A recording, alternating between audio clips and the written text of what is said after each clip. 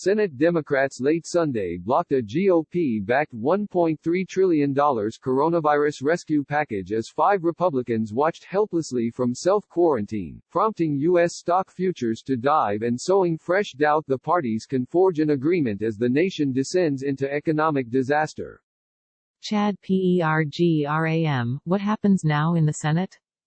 Democrats insist that President Trump and Senator Mitch McConnell, RK, are using the funds to put corporations ahead of families. The attempt to advance the legislation stalled in a 47-47 vote. 60 votes were needed to pass. Many Americans are facing unforeseen hardships after the coronavirus outbreak hit the country and temporarily closed businesses. The stimulus was championed by Trump, who said Saturday that the package was very close to being a done deal. McConnell blasted his Democrat colleagues and accused them of being influenced by Senator Chuck Schumer and House Speaker Nancy Pelosi. I want everybody to fully understand if we aren't able to act tomorrow, it will be because of our colleagues on the other side continuing to dicker when the country expects us to come together and address the problem, McConnell said on the floor. Democrats risk being portrayed by Trump as politically bent on stopping him at any cost. Sen. Susan Collins, R. Maine, said the move by Democrats is irresponsible and unwise. They are playing with fire, she said, according to the New York Times. McConnell's office said early Monday that 3 votes are expected later Monday after his remarks at around noon. The Sunday vote came while at least 5 GOP senators were in self-quarantine, including Senator Rand Paul, RK, who became the first U.S. senator to announce he tested positive for the virus.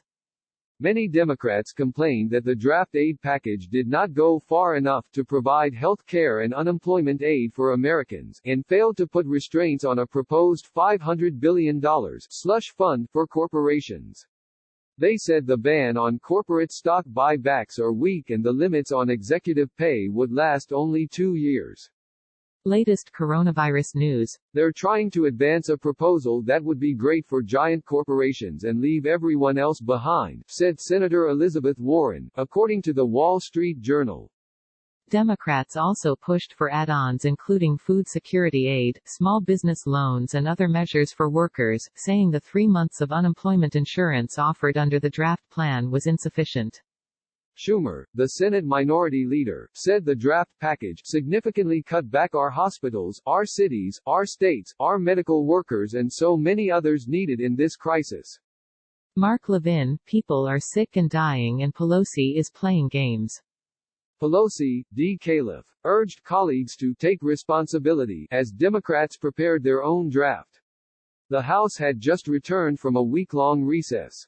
After the bill failed to move forward, McConnell tore into Democrats, accusing them of backing out of a bipartisan agreement once Pelosi and Schumer intervened. He claimed Pelosi took a week off and poured cold water on the whole process. She's the Speaker of the House, not the Speaker of the Senate, McConnell said, according to Politico. We were doing just fine until that intervention. Schumer was in touch with Treasury Secretary Steven Mnuchin late into the night Sunday to negotiate the plans.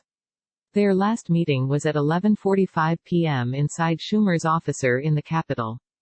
We're closer now than we were in the past 48 hours to an agreement, Schumer said.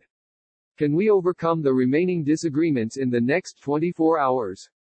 Yes, we can and should. Earlier, Mnuchin told Fox News Sunday that he was looking forward to wrapping up the package on Sunday.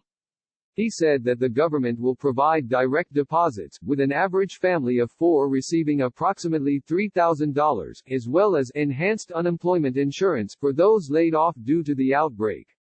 The fourth part, Mnuchin said, is a significant package working with the Federal Reserve, which will provide up to $4 trillion of liquidity that we can use to support the economy. Get the Fox News app.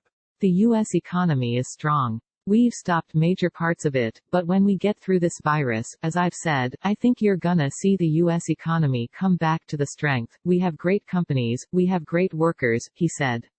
What we need to do is have a bridge to get through this. And this isn't the financial crisis that's gonna go on for years. Fox News' Ron Blitzer and the Associated Press contributed to this report.